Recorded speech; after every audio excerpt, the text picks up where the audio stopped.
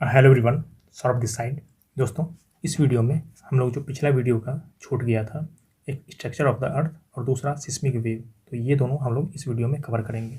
देखिए, इससे पहले जो हम लोग वीडियो बनाए हैं हाई यील्डिंग टॉपिक का, जो बीपीएससी पीडी के लिए, तो उसमें दो टॉपिक छूटा हुआ था, ये दोनों, तो इसको कवर करते हैं। देखिए, स्ट्रक्चर ऑफ द अर्थ, इसको हम पहले देख लेते हैं कि 3 पार्ट में बांटेंगे। एक वो सबसे ऊपर क्रस्ट, उसके नीचे मेंटल और उसके नीचे कोर।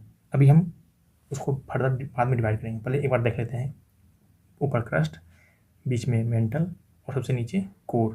ठीक, अब देखिए, अगर वॉल्यूम की बात करें कि कितना कितना वॉल्यूम है, सबसे ज़्यादा वॉल्यूम है 83% मेंटल का।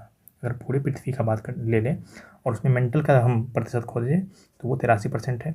उसके बाद है कोर, जो सबसे नीचे है 16%, और सबसे ऊपर जो हम लोग जिस पे क्रस्ट पे रहते हैं वो 0.9% है, मतलब 1% से भी कम है। अब देखिए, कंपोजिशन की बात करते हैं। अभी हम क्रस्ट पे ही रहते हैं, तो क्रस्ट का जो कंपोजिशन है, अगर बाय वेट परसेंटेज करें तो वो सबसे ज़्यादा उसमें ऑक्सीजन है, उसके बाद सिलिकॉन है, उसके बाद एल्युमिनियम है, फिर आयरन है, फिर कैल्शियम, सोडियम, पोटासियम और मैग्नीशियम। तो ऑक्सीजन कितना है 46.6%, सिलिकॉन 27.72%। लेकिन अगर पूछे कौन सा एलिमेंट सबसे ज़्यादा है तो वो ऑक्सीजन है।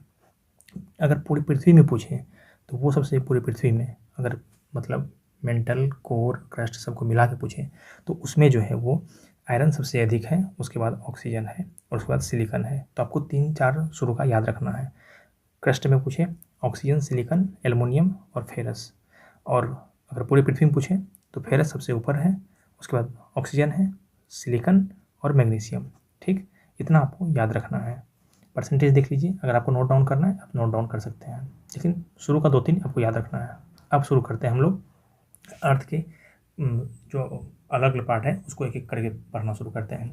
देखिए, अगर इसका क्रॉस सेक्शन लेंगे तो हमको दिखाई पड़ रहा है एक क्रस्ट है, उसके बाद मेंटल है, यहाँ मेंटल दिखाई पड़ रहा है, और फिर सबसे अंदर में कोर है। अगर हम क्रस्ट को भी अलग फर्दर डिवाइड करें तो इसका भी 2 पार्ट है, एक कॉन्टिनेंटल क्रस्ट जो कि महाद्वीपीय भूप्रपट्टी है, और एक ओशियनिक क्रस्ट जो कि ओशियन के बेड के नीचे होता है, वो मतलब महासागरीय क्रस्ट उसको कह सकते हैं। देखिए, महासागरीय क्रस्ट जो है वो सीमा से बना हुआ है, सीमा भारी होता है, ये याद रखिएगा, सियाल से सीमा भारी होता है। और इसका जो अगर हम कहें कि ये बेसाल्टिक रॉक से बना होता है, वहीं सियाल मतलब सिलिकॉन एल्युमिनियम जो कॉन्टिनेंटल क्रस्ट बना हुआ है वो हल्का होता है। ठीक, लेकिन अगर हम मोटाई की बात करें तो जाहिर है, आप भी समझ सकते हैं कि यहाँ जो अगर यहाँ महासागर है तो मोटाई सबसे ज़्यादा किसका है, यहाँ आपका कॉन्टिनेंटल है, यहाँ क्या है ओशियनिक है, तो मोटाई ज़्यादा किसका है कॉन्टिनेंटल का। लेकिन जो भारी होता है वो ओशियनिक क्रस्ट होता है, ये याद रखिएगा, बाद में आपको काम आएगा इस चीज़ का। अगर हम बात कर लिए हैं, क्रस्ट 0.9% है, वहीं मेंटल 83% है, और कोर 16% के आसपास है। ठीक, तो ये किसके बना होता है, अगर क्रस्ट की बात करें तो सियाल और सीमा से, फिर अगर मेंटल बात करें तो ये सीमा से बना होता है, मतलब सिलिकॉन और मैग्नीशियम से, और कोर जो होता है वो निफे से बना होता है, निकेल और फेरस से। ये आप याद रखिएगा, मतलब हेवी मेटल जो है वो नीचे आता है और जो लाइट मेटल है वो ऊपर रहता है। ठीक, अब बात करते हैं, इसको अलग अलग डिवाइड करते हैं। अब बात करते हैं लिथोस्फीयर। लिथोस्फीयर क्या होता है, जो क्रस्ट है हमारा, चाहे कॉन्टिनेंटल क्रस्ट हो या ओशियनिक क्रस्ट हो, वो और कुछ पार्ट मेंटल का जो सॉलिड पार्ट है, क्योंकि लिथो मतलब ही होता है रॉक, रॉक मतलब सॉलिड, जो सॉलिड पार्ट है पूरी पृथ्वी का वो सबसे ऊपर में जो है उसको कहते हैं लिथोस्फीयर। ठीक, ये आपको 0 से लेके 100 किलोमीटर तक मिल जाएगा। इसमें कॉन्टिनेंटल और ओशियनिक और कुछ पार्ट मेंटल का शामिल है, ये याद रखिएगा। अगर पूछे कि लिथोस्फीयर में सिर्फ क्रस्ट शामिल है तो नहीं, उसमें कुछ पार्ट मेंटल का भी शामिल है, क्योंकि नीचे धीरे धीरे आते आते जो, अगर यहाँ सॉलिड है तो धीरे धीरे आते आते जो फिर सेमी सॉलिड होगा और फिर जाके लिक्विड होगा। ठीक, फिर इसी तरह एस्थेनोस्फीयर के बारे में पूछे तो एस्थेनो का मतलब ही होता है कमज़ोर। तो जो कमज़ोर स्फीयर है, दुर्बल स्फीयर इसको कहते हैं, दुर्बल मंडल, तो ये सेमी सॉलिड होता है, क्योंकि जैसे आप नीचे आते जाएंगे आपको हीट भी बढ़ता जाएगा और प्रेशर भी बढ़ता जाएगा। अगर हीट ज़्यादा हो गया, अगर टेम्परेचर ज़्यादा हो गया और प्रेशर कम है तो ये मतलब मोल्टन स्टेट में आ जाएगा या लिक्विड स्टेट में आ जाएगा। लेकिन वही प्रेशर अगर बहुत ज़्यादा होगी, अगर प्रेशर ज़्यादा हो गया और हीट उस तरह नहीं हो पाया तो ये सॉलिड स्टेट में ही रह जाएगा। ठीक, अभी देखिएगा प्रथ में कैसे बदलता है ये। उसके बाद तो ये स्टेनोस्फीयर जो है, दुर्बल मंडल जो सेमी सॉलिड है, ये क्या है, ये अपर मेंटल का पार्ट है और इसी पे अपना जितना भी प्लेट है इसी पे मूव करता है। तो ये सीमा से बना होता है। ठीक, उसके बाद मीजोस्फीयर। मीजोस्फीयर मतलब जो लोअर मेंटल है वो भी सीमा से बना होता है और वो सॉलिड होता है। ये मीजोस्फीयर ये सॉलिड होता है। उसके बाद देखिए, कोर को बेडी स्फीयर भी कहते हैं। तो आउटर बेडी स्फीयर जो नीचे से बना ही होता है वो क्या होता है, वो लिक्विड होता है। वहीं सबसे अंदर वाला पार्ट जो है वो सॉलिड होता है। तो आप इसको ऐसे याद रख सकते हैं कि नीचे से सॉलिड, फिर लिक्विड, फिर सॉलिड और फिर सेमी लिक्विड और फिर सॉलिड, सॉलिड लिक्विड ऐसे करके याद रख सकते हैं। एक बार आप अगर समझ गए लिथोस्फीयर क्या है, स्टेनोस्फीयर क्या है, मीजोस्फीयर क्या है, बेरीस्फीयर, या आप कोर समझ सकते हैं, बेरीस्फीयर को कोर ही कहते हैं। तो आप समझ लीजिए कि ऊपर वाला जो है, जो आउटर बेरीस्फीयर है वो लिक्विड है और सबसे इनर जो है वो सॉलिड है। मतलब कहने का मतलब यही है कि यहाँ देखिए, यहाँ ऊपर सबसे ऊपर में ये सॉलिड का नाम है, फिर नीचे गया थोड़ा टेम्परेचर बढ़ गया तो ये सेमी सॉलिड में आ गया, फिर नीचे गए मीजोस्फीयर में मतलब इनर मेंटल में गए तो यहाँ जो है प्रेशर ज़्यादा बढ़ गया, उतना टेम्परेचर नहीं हो पाया तो ये सॉलिड में आ गया। फिर नीचे गए तो टेम्परेचर काफ़ी बढ़ गया और वो लिक्विड में चले गया। लेकिन उसके बाद भी फर्दर जब हम नीचे गए तो वहाँ जो है प्रेशर काफ़ी ज़्यादा हो गया, क्योंकि सबसे नीचे चले गए, प्रेशर काफ़ी ज़्यादा है और टेम्परेचर उतना नहीं हो पाया। तो ये क्या हो गया, टेम्परेचर उतना नहीं है कि नीचे को ये मतलब निकेल और फेरस को, जो हेवी मेटल है उसको पिघला सके, तो ये सॉलिड में रह गया। इस चीज़ को आप ध्यान रखेंगे ये, क्योंकि जब आगे पढ़ेंगे सिस्मिक वेव पढ़ेंगे तो वहाँ भी आपको काम आएगा ये चीज़। अब देखिए, स्ट्रक्चर ऑफ द अर्थ को एक बार फिर से रिवाइज कर लेते हैं ताकि पूरा क्लियर हो जाए आपको। देखिए, क्रस्ट जो है सबसे ऊपरी पार्ट, उसका थिकनेस जो है वेरी करता है कहाँ से, 30 से 40 किलोमीटर रहता है कॉन्टिनेंटल पर, मतलब महाद्वीप पर, और 7 से 10 किलोमीटर रहता है ओशियन पर। फिर उसके नीचे आएंगे हम लिथोस्फीयर में। तो लिथोस्फीयर मतलब जो अपर पार्ट है मेंटल का, और जो पूरा पार्ट है किसका, क्रस्ट का, तो वो लिथोस्फीयर जो है वो सॉलिड पार्ट होता है, क्योंकि लिथो मतलब ही होता है रॉक। फिर स्टेनोस्फीयर क्या होता है, hot mobile layer of partially molten rock, मतलब जो सेमी सॉलिड है, पिघला हुआ है, जिसपे कि आपका प्लेट सब मूव करता है। ठीक, तो मेंटल जो है ये क्या है, मोस्टली सॉलिड लेयर है, मतलब जो इनर है वो मोस्टली सॉलिड लेयर है, और ये क्रस्ट और कोर के बीच का पार्ट है, इसलिए इसको मीजोस्फीयर कहते हैं। उसके बाद आउटर कोर आप देखें ही कि ये जो है आपका बिल्कुल आयरन और निकल का बना हुआ और फ्लूइड लेयर है, ये पिघला हुआ है। फिर सबसे नीचे प्रेशर काफ़ी अधिक हो गया तो वो इनर कोर जो है वो सॉलिड रह गया, वो भी नीफे का बना होता है। तो ये आप याद रखिएगा। ठीक, अब आइए सिस्मिक डिसकंटिन्यूटी। सिस्मिक मतलब होता है वो वेव जो कि अर्थक्वेक से निकलता है, मतलब अर्थक्वेक को जो है वेव को सिस्मिक वेव ही कहते हैं, जो अर्थक्वेक वेव होता है। तो नीचे जाके कोई, तो इतना नीचे अंदर जाके कोई देखा नहीं है कि क्या है नहीं है, तो वो पता कैसे करता है कि कौन सा कहाँ सॉलिड है कहाँ लिक्विड है, तो वो जो पता होता है वो सिस्मिक वेव से ही पता हुआ है। ठीक, भूकंपीय तरंगों से पता हुआ है। एक चीज़ देख लीजिए कि डिसकंटिन्यूटी क्या होता है, पहले ये जान लेते हैं। डिसकंटिन्यूटी क्या होता है, मान लीजिए ये सॉलिड है, ये लिक्विड है, जब हम यहाँ से यहाँ आएंगे तो कुछ ना कुछ प्रॉपर्टी चेंज होगा ना, क्योंकि इसका जो घनत्व है, इसका डेंसिटी है वो चेंज हो रहा है। तो आप जानते हैं कि जब भी हम कोई भी वेव पास करेंगे, जब लाइटर से मतलब लाइटर मीडियम से डेंसर मीडियम में आएगा तो वो जो है अपना रूप चेंज करेगा, अपना पाथ चेंज करेगा। पाथ चेंज करेगा मतलब वो मुड़ेगा। अब किधर मुड़ेगा, क्या मुड़ेगा, ये फिजिक्स का अलग चैप्टर है, तो वो बाद में बात करेंगे। लेकिन ये पता है कि ये सॉलिड बिल्कुल सीधा आ रहा है तो सीधा नहीं जाएगा, कहीं ना कहीं मुड़ जाएगा। फिर अगर उसका सॉलिड दिख गया तो फिर इधर मुड़ जाएगा। तो ये एक जो डिसकंटिन्यूटी आता है डेंसिटी के कारण, डेंसिटी में डिफरेंस के कारण डिसकंटिन्यूटी आता है। डेंसिटी में डिफरेंस क्यों है, क्योंकि सब पार्ट अलग अलग चीज़ों का बना हुआ है। आपने देखा कि सीमा का बना हुआ है, कोई सियाल का बना हुआ है, कोई नीफे का बना हुआ है, ठीक ना, नीफे बना हुआ है, यहाँ सीमा बना हुआ है, यहाँ सियाल का बना हुआ है। तो सबका अलग अलग प्रॉपर्टी है, अलग अलग मिनरल है, इसलिए जो है डिसकंटिन्यूटी आता है। तो डिसकंटिन्यूटी कौन कौन सा है, आपको पहले एक बार यहाँ देख लीजिए। आपको कौन कौन याद रखना है, पहले मोहो याद रखना है। मोहो डिसकंटिन्यूटी जो कि आपका अपर मतलब आपका जो क्रस्ट है और बीच का जो मेंटल है उसको अलग अलग करता है। फिर गुटेनबर्ग जो कि कोर और आपका मेजोस्फीयर मतलब मेंटल को अलग अलग करता है। तो यहाँ देख लीजिए, एक गुटेनबर्ग होता है, एक मोहो होता है। मतलब अगर 3 लेयर है, यहाँ से मान लीजिए 3 लेयर बनाए तो इसको हम क्या कहेंगे, इसको कहेंगे गुटेनबर्ग, और इसको क्या कहेंगे, मोहो। ठीक, ये मान लीजिए क्रस्ट है, ये मेंटल है और ये कोर है, तो ये कौन सा हो गया, ये मोहो हो गया और ये गुटेनबर्ग हो गया, इतना याद रखिए। अब सबका फर्दर पार्ट करते हैं। तो जब फर्दर हम पार्ट करते हैं तो ऊपर जो क्रस्ट है, ऊपर क्रस्ट को लोअर क्रस्ट से जो अलग करता है वो कौन सा है, वो है कॉन्ड्रेड। ठीक ठीक, कॉन्ड्रेड डिस्कंटिन्यूटी। फिर अब देखिए मेंटल को भी दो पार्ट में अलग करेंगे, तो मेंटल को दो पार्ट में अलग करता है, उसको क्या कहते हैं, रिपीटेड डिस्कंटिन्यूटी।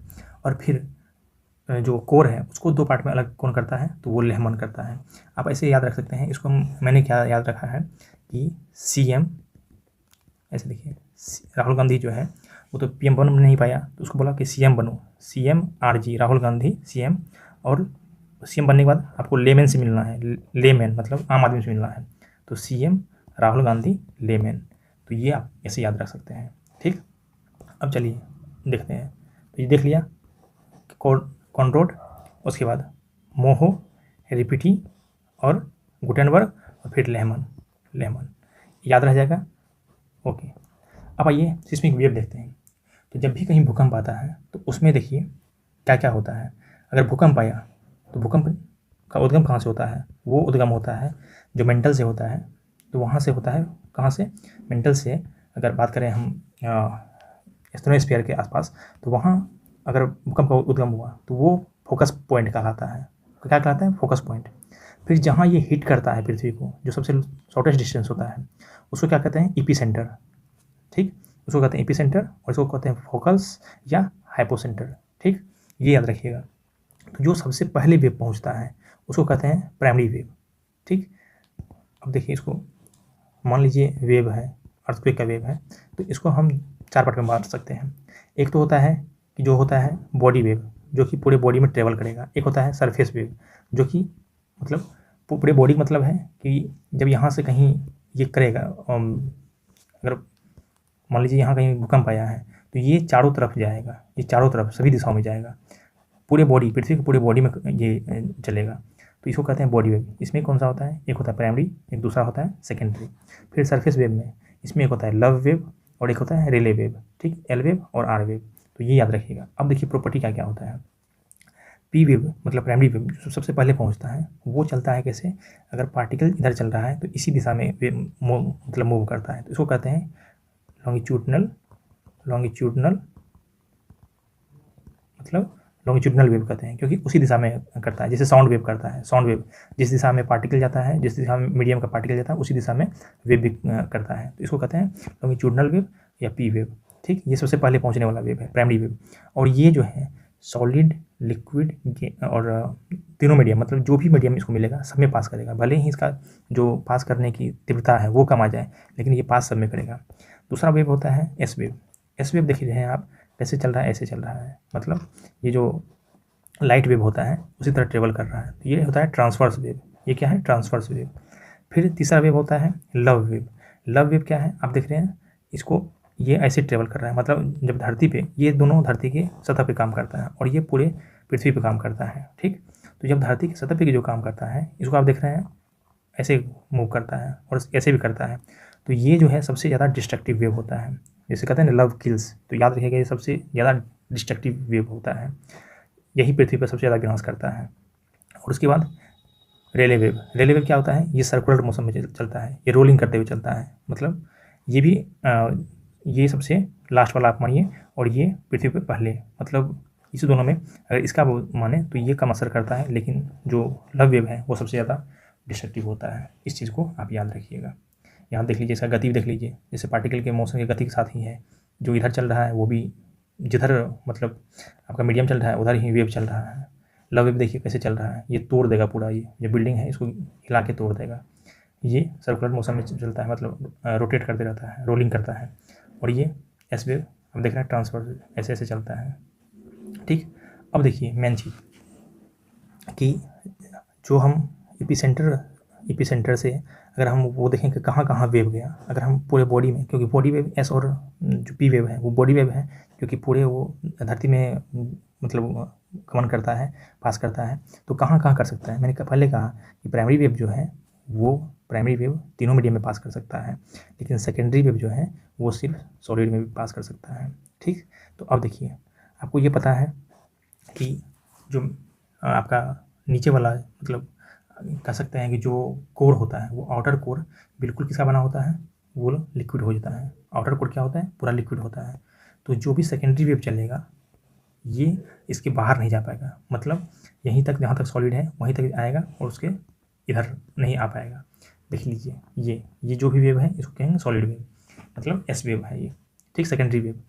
और पी वेव जो है भले ही इसका पाथ चेंज होते जाएगा लेकिन ये सब मीडियम में पास कर सकता है, तो ये यहाँ भी मिल जाएगा, ठीक। अगर यहाँ एक लगाएंगे सिस्मोग्राफ तो यहाँ भी ये दर्ज हो जाएगा। तो पी वेव यहाँ तक आता है, जबकि एस वेव जो है ये यहाँ तक नहीं आ पाता है। तो ये 103 डिग्री यहाँ तक होता है और इसको 103 डिग्री यहाँ तक, ठीक। और इसका जो होता है ये पी वेव जो प्राइमरी वेव होता है ये जो है आपका 103 डिग्री से लेके 142 डिग्री तक होता है। यहाँ एपिसेंटर से जब वेव ट्रेवल करना शुरू किया तो आप पी वेव देख रहे हैं, इधर भी आया, इधर भी आया, और आपको इस एरिया में, इस जोन में 103 डिग्री से लेके 142 डिग्री तक नहीं मिलेगा, क्योंकि डिफ्लेक्ट कर गया, क्योंकि यहाँ जो है ये लिक्विड है तो इसका पाथ अलग हो गया। फिर ये लिक्विड पास किया, फिर धीरे धीरे आके ये डिफ्लेक्ट हो गया। तो यहाँ आपको 103 डिग्री से लेके 142 डिग्री तक आपको पी वेव देखने नहीं मिला, ठीक। इसी तरह इधर भी नहीं मिलेगा, जब इधर नहीं मिला तो ये इधर इस साइड में नहीं मिलेगा, हाफ पार्ट में। लेकिन जो सेकेंडरी वेव है वो आपको यहाँ, क्योंकि ये लिक्विड है तो ना यहाँ मिलेगा और यहाँ से यहाँ तक नहीं मिलेगा 103 डिग्री से। तो मतलब यहाँ से यहाँ तक जो है सेकेंडरी वेव का वो क्या है, शैडो पार्ट हो गया। जैसे इस वीडियो में इसमें देखिए, इसमें क्या है, प्राइमरी वेव यहाँ से यहाँ तक नहीं मिला, नो डायरेक्ट पी वेव, ठीक। ये 103 दिया है, 105 140 इस तरह रहता है, एनसीईआरटी में 103 से 140 दिया हुआ है। और यहाँ क्या है, यहाँ आपको नो डायरेक्ट एस वेव, क्योंकि यहाँ से पास ही नहीं कर सकता, यहाँ लिक्विड है, यहाँ पास ही नहीं कर सकता है, अंदर भले ही सॉलिड हो लेकिन जब लिक्विड हो गया ऊपर में ही तो पास नहीं कर सकता है। तो यहाँ से लेके यहाँ तक, मतलब 103 से लेके यहाँ 103 डिग्री तक ये जो है एस वेव पास नहीं करेगा। तो ये शेडो एरिया देख रहे हैं, आपका दोनों किसका शेडो एरिया ज़्यादा दिखाई पड़ रहा है, तो एस वेव का शेडो एरिया ज़्यादा होता है। और इसी से अनुमान लगाया गया, जो हमारे वैज्ञानिक थे, भूगर्भ शास्त्री थे, उन्होंने अनुमान लगाया, इसी से कंक्लूजन निकाला कि कहीं ना कहीं एस वेव जो है वो लिक्विड से पास नहीं कर सकता है, क्योंकि यहाँ ही एक लिक्विड था जहाँ पास नहीं कर सकता है, और यहीं दिखता है कि यहाँ से पास करने के बदला यहाँ डिफ्लेक्ट हो गया तो यहीं तक मिलता है। पी वेव भी यहाँ डिफ्लेक्ट किया लेकिन पी वेव बाद में भी मिला हमको, लेकिन एस वेव बाद में नहीं मिला। इसका मतलब ये लिक्विड से पास नहीं कर सकता है, और यही इसका एविडेंस था। अब इस प्रश्न में आपको ये याद रखना है कि shadow area of S wave is greater than P wave. ये आप याद रखिए, इतना सा आपका काम चल जाएगा। आपको क्या क्या याद रखना है, एक तो जो अर्थ का कैसे कंपोजिशन है, कैसे मेटल है, कहाँ किससे बना हुआ है, ये याद रखना है। दूसरा क्या पढ़ाया, डिस्कंटिन्यूटी पढ़ाया, वो याद रखना है। और तीसरा क्या पढ़ाया, वेव्स पढ़ाया। और चौथा ये शेडो एरिया, ये आपको चारों याद रखना है। इससे प्रश्न आएगा तो आपका कोई भी प्रश्न अब नहीं छूटेगा। तो अगर आपको वीडियो अच्छा लग रहा है तो आप लाइक शेयर कमेंट कीजिए, सब्सक्राइब कीजिए, ताकि हमको मालूम चल सके कि आगे पढ़ाना है या इसको बंद कर देना है। Okay, thank you so much.